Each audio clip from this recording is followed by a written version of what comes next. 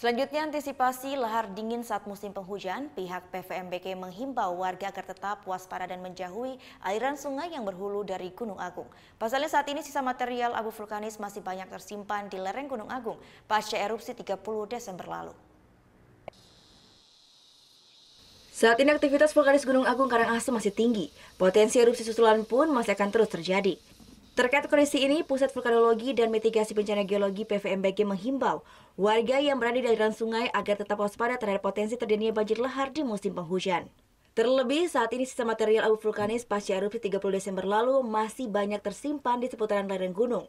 Sisa-sisa material ini pun diprediksi dapat dengan mudah dibawa oleh air hujan dan melewati sejumlah lembah serta aliran sungai yang berhulu dari Gunung Agung. Selain waspada banjir lahar, pihak PVMBG juga menghimbau warga ataupun wisatawan untuk tidak melakukan pendakian karena sangat berbahaya. Karena itu juga musim hujan ya, musim hujan itu ya ada potensi untuk terjadi banjir lahar ya, karena memang ada produk vulkanik ya, produk vulkanik yang sebelumnya itu ya ngumpul di atas. Ini jika terjadi hujan akan terjadi banjir lahar, mengikuti lembah-lembah yang berhulu dari Gunung Agung itu sendiri, dan itu mungkin bisa melebihi yang radius 4 km tadi, bisa lebih dari itu. Saat ini status Gunung Agung masih berada di level 3 atau siaga. Warga pun dihimbau untuk tetap menjauhi radius bahaya 4 km dari puncak kawah.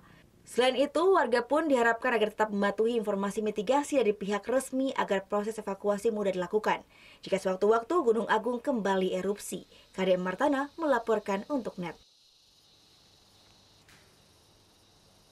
Oh iya beneran. Iya, oke. Tapi gue pernah.